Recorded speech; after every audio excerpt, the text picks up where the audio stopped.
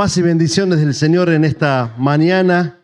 Qué bueno es poder compartir este tiempo que venimos ministrando en alabanza, en adoración, en gratitud a nuestro Dios. Y especialmente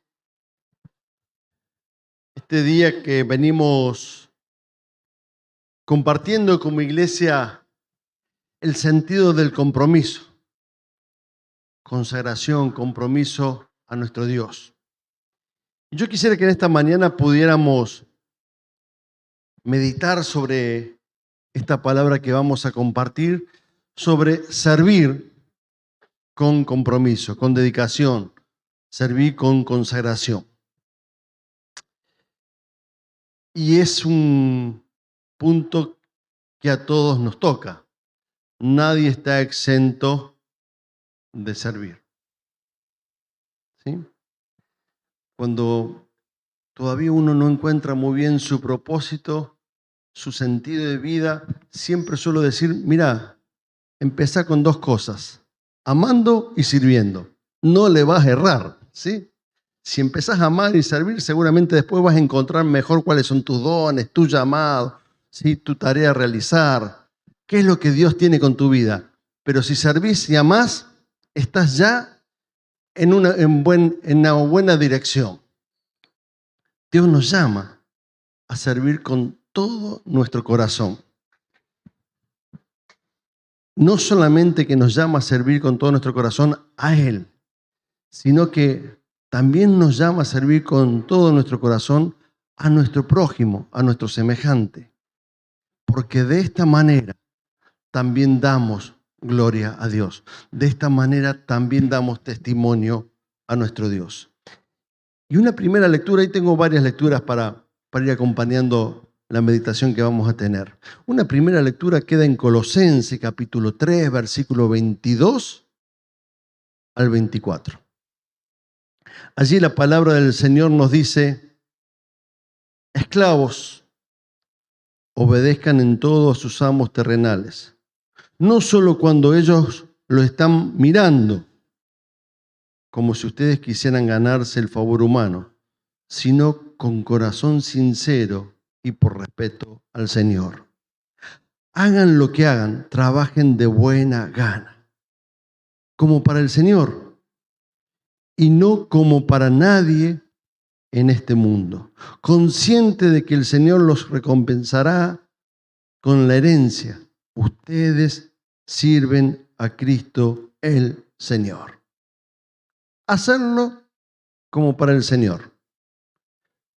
Y este texto es fuerte, ¿sí? Porque ya lo vamos a profundizar un poquito más, pero una pincelada de este texto dice que aún aquellos que eran esclavos debían servir a sus amos no por ser esclavos, sino por tener un corazón en Dios y hacerlo de tal manera como si estuviesen sirviendo al mismo Dios.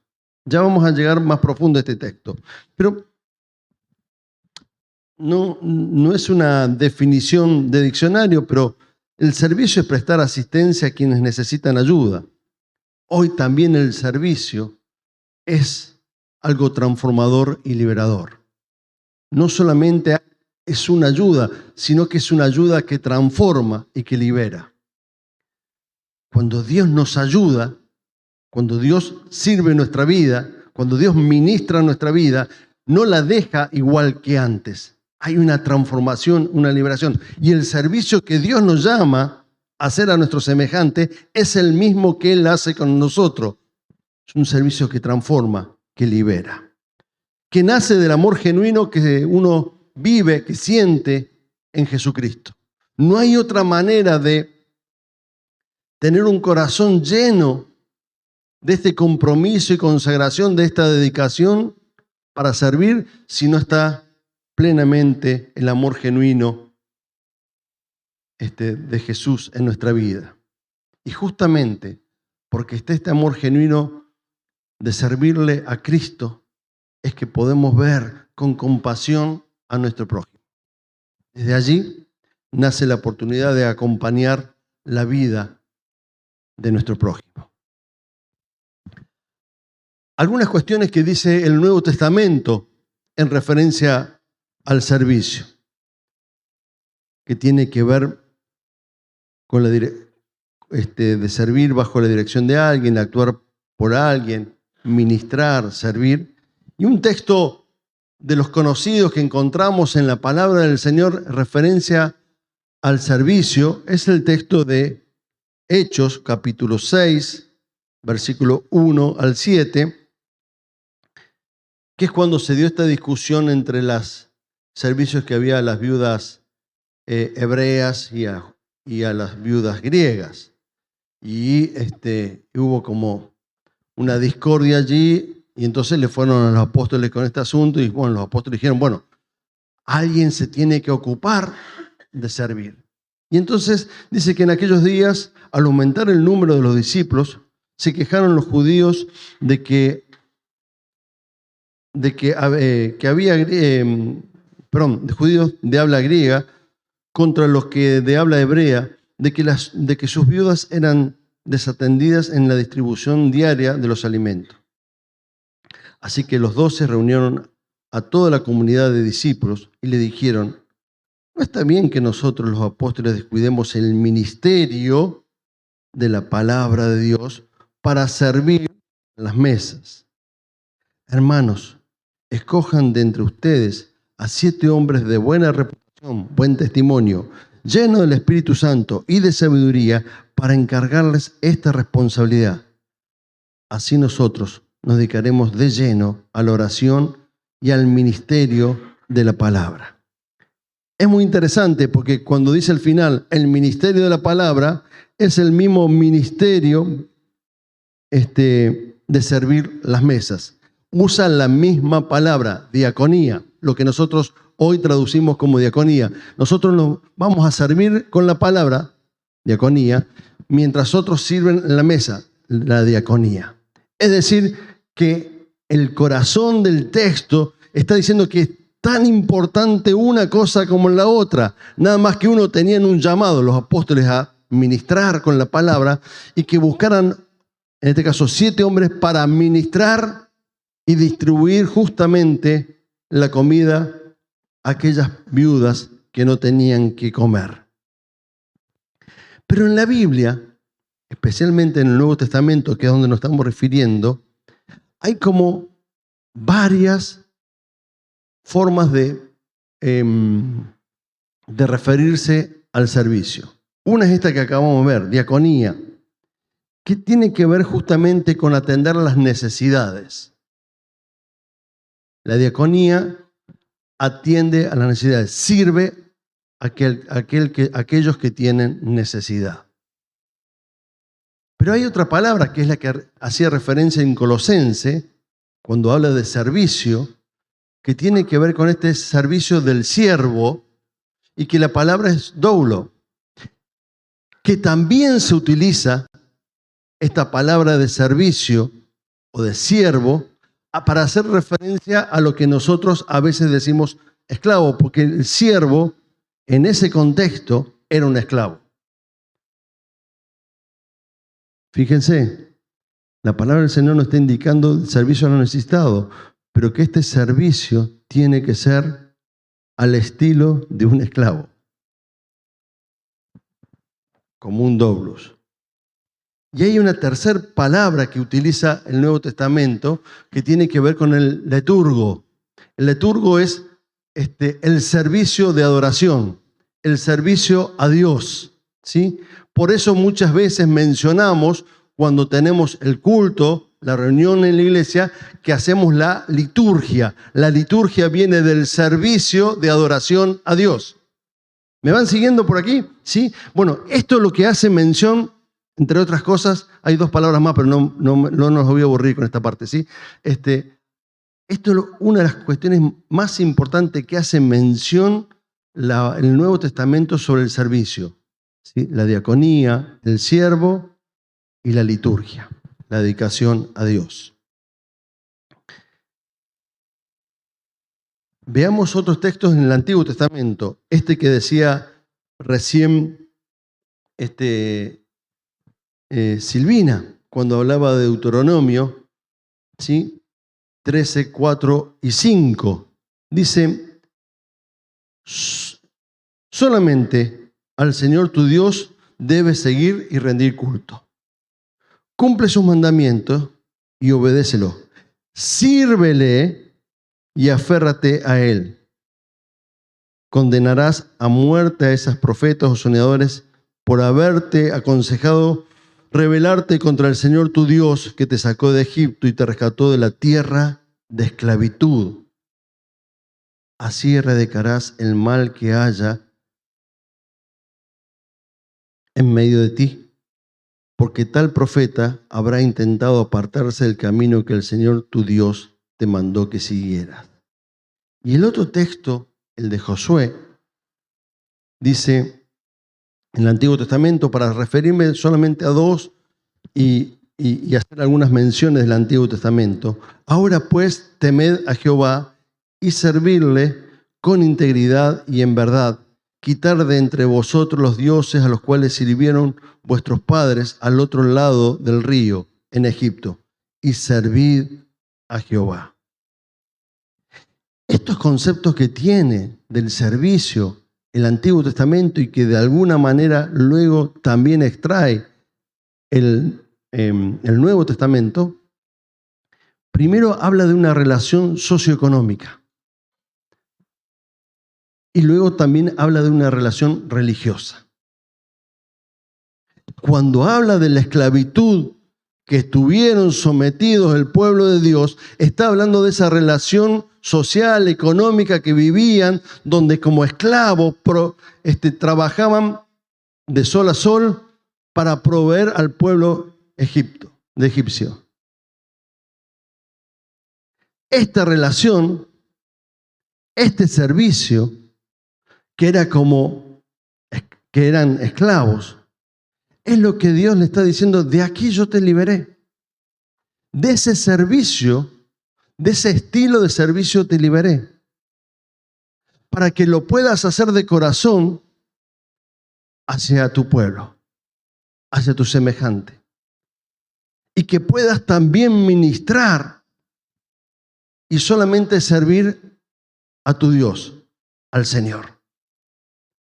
Entonces vemos cómo la palabra no solamente habla del servicio a Dios, sino del servicio a los demás, que impacta no solamente en las relaciones personales, sino que impacta también en nuestras relaciones sociales. Por eso que el servicio que viene de Dios es un servicio que transforma y que libera, no solamente de la esclavitud del pecado, sino que a través de la esclavitud del pecado nos permite una dignidad de vida plena y abundante en Cristo. ¿Qué dice Jesús de esto? Mateo 20, 25, 28. Sé que estoy tirando muchos textos, no es lo que a veces escuchan tanto a mí, yo trato de tomar un texto y de allí, pero me parece que es importante hacer este barrido en la palabra del Señor muy, pero muy acotado, para entender la importancia del servicio en la obra del reino de Dios, entender la importancia del servicio hacia Dios y que no puede estar desconectado del servicio a los demás. Y cómo el servicio no es meramente una ayuda no es solamente una ayuda menor, sino que puede ser algo que cambia vidas. Jesús, en Mateo 20, 25, 28, dice esto que les voy a leer. Jesús los llamó y dijo: como ustedes saben, los gobernantes de las naciones oprimen al pueblo y los altos oficiales abusan de su autoridad. Esto pasaba antes, ya no pasa más. Pero entre ustedes no debe ser así. Entre ustedes no debe ser así. Al contrario, el que quiera hacerse grande entre ustedes deberá ser su servidor. Y el que quiera ser el primero deberá ser esclavo de los demás. Allí utiliza la palabra doulos, que yo le decía. Y cuando habla de servidor utiliza la palabra diaconía, que anteriormente yo le decía. Así como el Hijo del Hombre no vino para que lo sirvan, sino para servir, diaconía, y para dar su vida en rescate de muchos. Jesús nunca pide más de lo que él mismo dio.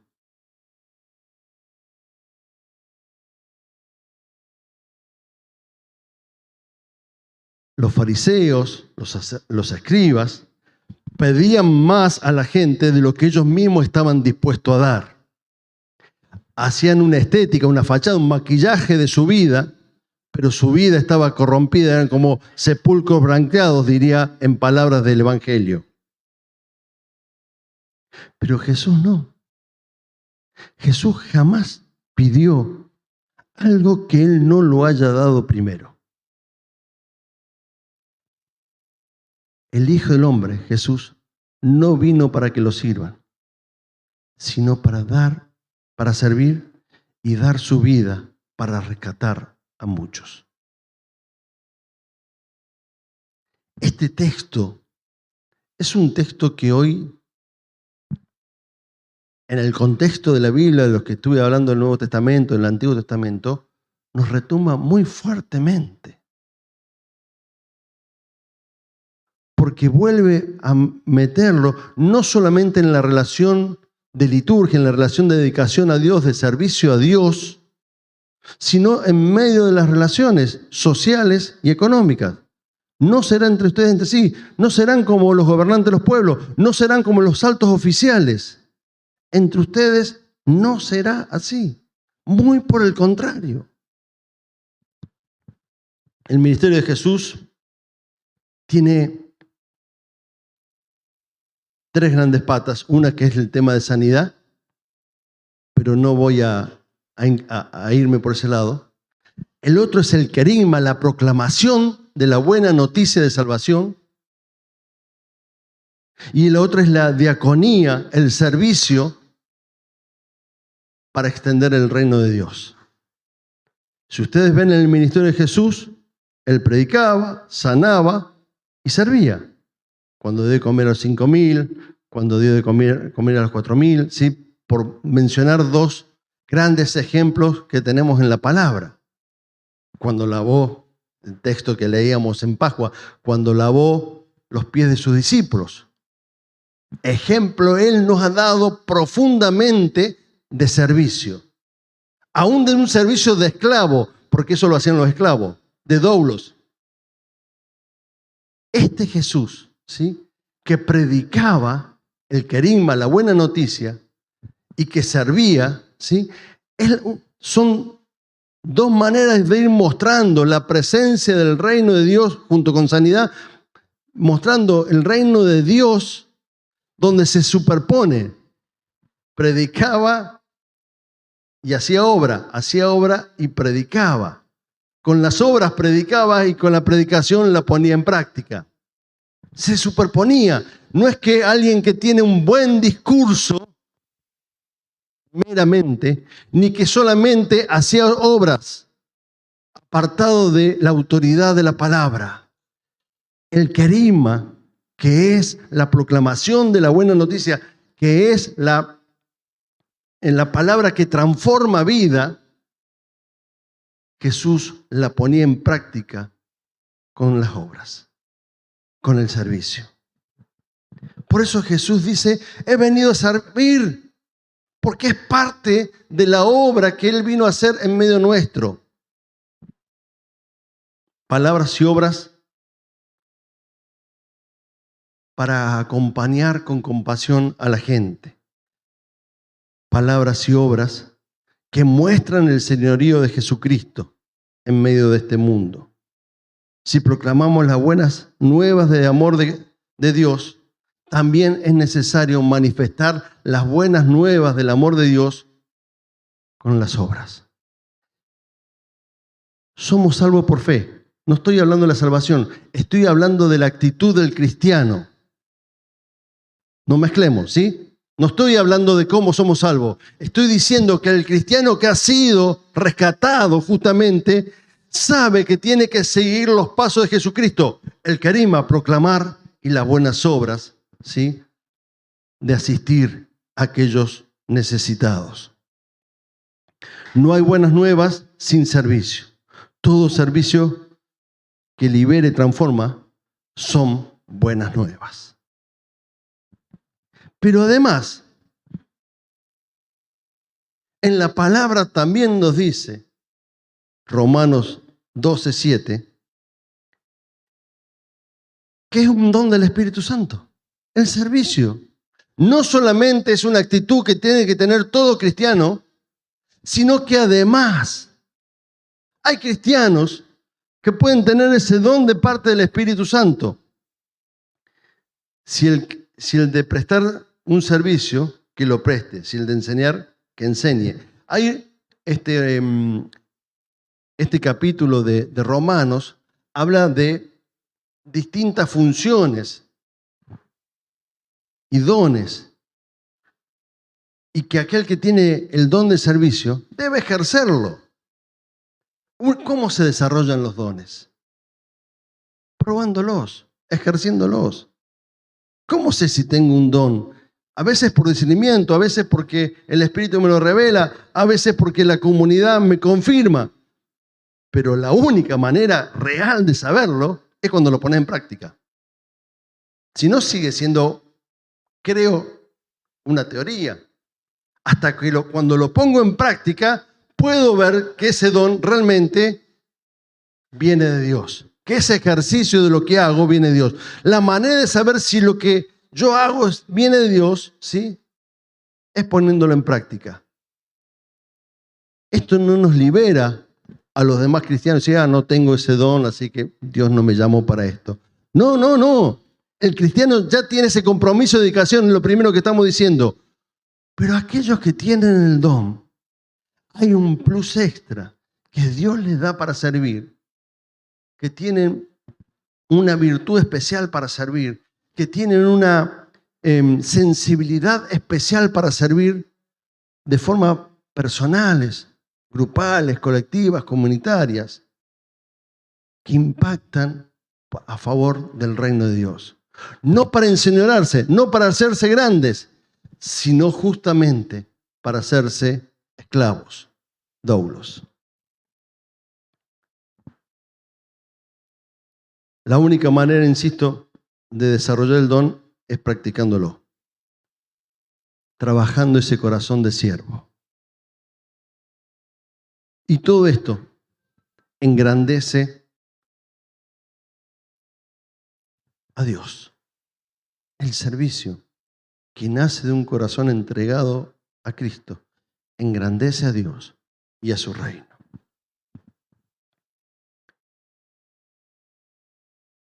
Servir a Dios, entonces, también es servir a nuestro prójimo. Primera de Juan, capítulo 4, les dije, tenía varios versículos. Versículo 19 al 21. Fíjense qué interesante, ¿no? Nosotros amamos porque Él nos amó primero. Este capítulo viene hablando del amor de Dios. Este capítulo 4, versículo 8 dice, Dios es amor, donde hay, sí, una categórica definición de que Dios es amor, ¿sí? Bueno, en ese contexto dice, nosotros amamos porque Él nos amó primero. Si alguien afirma, yo amo a Dios, pero odia a su hermano, es un mentiroso. No anda con mucha diplomacia Juan acá de escribir. Pues el que no ama a su hermano, a quien ha visto, no puede amar a Dios a quien no ha visto. Y Él nos ha dado este mandamiento. El que ama a Dios, ame también a su hermano. Primera cuestión, ¿sí? Nuestro amor viene de Dios, ¿sí? Amamos porque Él nos amó primero. Conocemos el amor porque Él nos ama. La esencia misma de Dios es el amor. La humanidad tiene esa esencia de Dios. corrompida, redimida en aquellos que han aceptado a Jesucristo, pero imperfecta hasta el tiempo de que Él venga nuevamente. Pero todos tenemos esa esencia de Dios. No todas la usamos, pero todos la tenemos, ¿sí? Conocemos el amor porque Dios nos ama. Pero demostramos ese amor que nos ha cautivado y transformado cuando también tenemos el ejercicio de amor hacia nuestro hermano, hacia nuestro semejante, hacia nuestro prójimo. Ama a tu prójimo como a ti mismo. Y cuando conocemos esta verdad, no podemos decir, bueno, sí, yo con Dios todo bien, pero con aquel otro hay algo que no está bien, ¿no? No concuerda. ¿Alguna vez escucharon esa frase por allí? Yo la escuché más de una vez. Sí, yo con Dios todo perfecto. Mentiroso tendríamos que decirle. Mentirosa tendríamos que decirle. Por lo que dice Juan, digo, no, yo no me quiero tomar atribuciones que no me correspondan, ¿sí?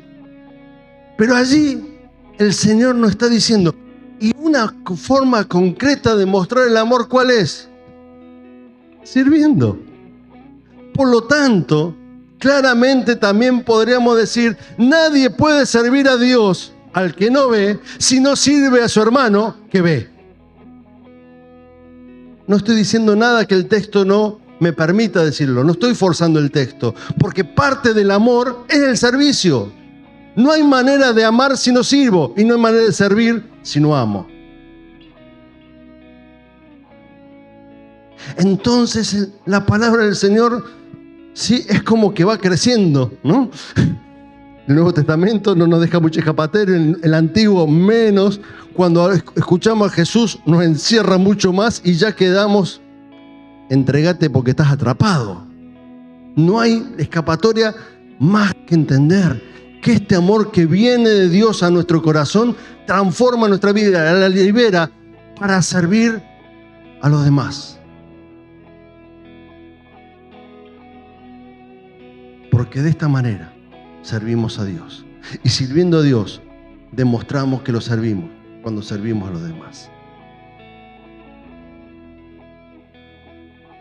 Para ir finalizando, vengo entusiasmado. Así que vamos a ir finalizando porque si no puedo seguir. El servicio, digo, es transformador cuando lo hacemos con compromiso y consagración. No voy a redundar diciéndolo cuando lo hacemos con amor también, porque ya lo vengo diciendo, ¿sí? Permítanme decirle 3 cositas antes y luego profundizo esta idea en base a los textos que hemos leído. Los cristianos no creemos en el mérito. Los cristianos creemos en la gracia. Si hay un cristiano que cree en el mérito, le aviso que todavía no tiene salvación.